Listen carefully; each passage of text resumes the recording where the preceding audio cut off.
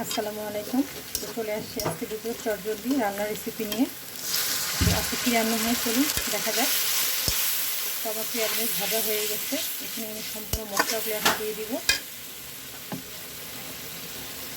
এই পানিটা দিলাম, এটা হচ্ছে আদা রসুন বাটার পানি ছিল। যে আদা রসুন বাটা এখানে খুব অল্প পরিমাণে দিব, কারণ আজকে আমি ইলিশ মাছ রান্না করব। আর ইলিশ মাছে আপনি যত অল্প পরিমাণে মশলা দিবেন ততই মজা হবে বেশি। লবণটা স্বাদ মতো দিয়ে দিলাম, পরে দেখা যাক কী হয়। শুকনো মরিচের গুঁড়া, ঝাল আপনারা যেভাবে খাবেন সেভাবেই দিবেন। আর আমার ঝালটা বরাবরই একটু বেশি ভালো লাগে, তাই আমি একটু বেশি দিলাম।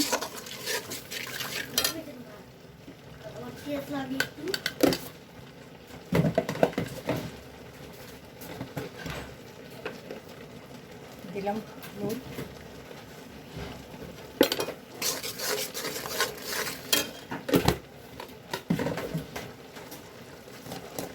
আরও সাথে থাকছে ধনিয়ার গুঁড়া। এগুলো আমি ভালোভাবে কষিয়ে নিব। দেখুন বেগুনগুলো দিয়ে দিচ্ছি, আর বেগুনগুলো আমি এভাবে স্লাইস করে কেটে নিচ্ছি, দেখতে ভালো লাগে। আর বেগুনটা অলওয়েজ যাবে না, গোটা গোটা থাকবে। যদি আমি তরকারিটা মাছ দিয়ে রান্না করবো আর যদি বেগুনটা যদি আপনার ঘাটে যায় তাহলে কিন্তু দেখতেও ভালো লাগবে না, আর খেতে কিন্তু কেমন কেমন একটা লাগবে। প্রত্যেকটা কিছুরে কিন্তু একটা নির্দিষ্ট সৌন্দর্য আছে, তাই আমি এগুলো কেটে নিছি। আর আমার বোন বলে যে প্রত্যেকটা কিছু সৌন্দর্য কিন্তু তার নিজের সৌন্দর্যের ওপর ডিপেন্ড করে।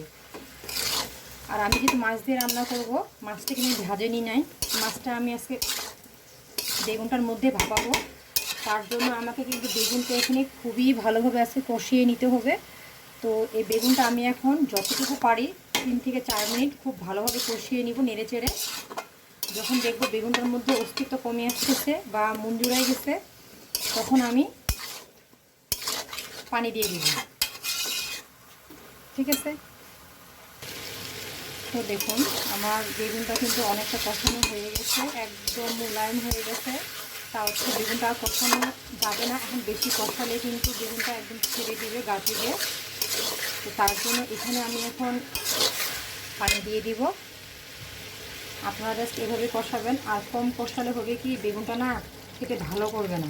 এখানে আমি আরও পানি দিব, দেখুন এখানে আরও পানি দিব, কারণ তরকারি আজকে আমার অনেকটা বেগুনটা সিদ্ধ হতেও টাইম লাগবে একটু।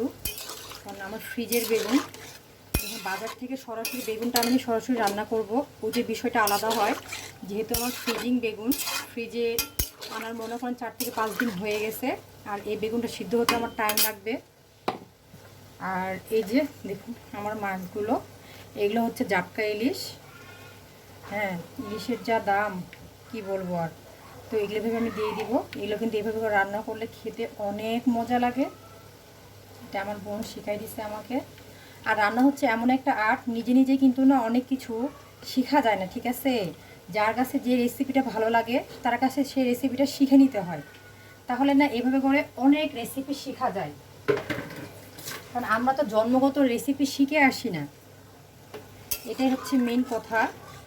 যার কাছে যেটা ভালো লাগে, কোনো হোটেলে হোক, কোনো আপনার কারো বাসায় হোক, কারো বাসায় মেহমান খেতে গেলেন, কারো বাসায় দাওয়াত খেতে গেলেন, যদি আমরা ভালো লাগা জিনিসটাকে বলি যে ঠিক আছে আন্টি, খালা, ফুপু বা বোন, আমার জিনিসটা ভালো লাগছে একটু শিখাই দেন, কোনো অহংকার না, তাহলে হবে কি আপনাকে শিখাই দিল, এখানে ও আপনাকে ভালোবাসবে, আপনি ওকে ভালোবাসবেন, সাথে আপনার রেসিপিটাও শেখা হবে, আপনার মজাদার একটা জিনিসও খাওয়া হবে, এটাই। তো দেখুন আমার তরকারি অলমোস্ট রেডি, আর একটু সময় লাগবে। এখন আমি ঝোল কতটুকু রাখবো সেটা আমার উপর ডিপেন্ড করবে। তো এখানে ঝোলটা আমি দেখুন, বেগুনটা আমার কিন্তু মোটামুটি একদম সিদ্ধ হয়ে গেছে। আর এই তরকারিটা কিন্তু একটু ঝোল ঝোলে ভালো লাগে, মাছটা আমার মোটামুটি সিদ্ধ হয়ে গেছে। তো আমি এখানে আর একটু ঝোলটা শুকিয়ে নিব, তারপর জিরার গুঁড়া দিয়ে নামিয়ে নিব। তো ঠিক আছে, বাকিটা দেখা যাক। তো এই তো আমার রান্না কমপ্লিট।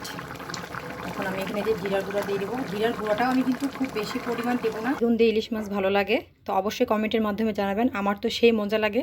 আর বেগুন আর ছোট ইলিশ বা বড় ইলিশই হোক, যখন মানে গোল মিলে এক হয়ে যায়, সেটা স্বাদে কিন্তু অন্যরকম হয়ে যায়। তো ঠিক আছে, আজকের মতো এখানে বিদায় নিলাম। আসসালামু আলাইকুম।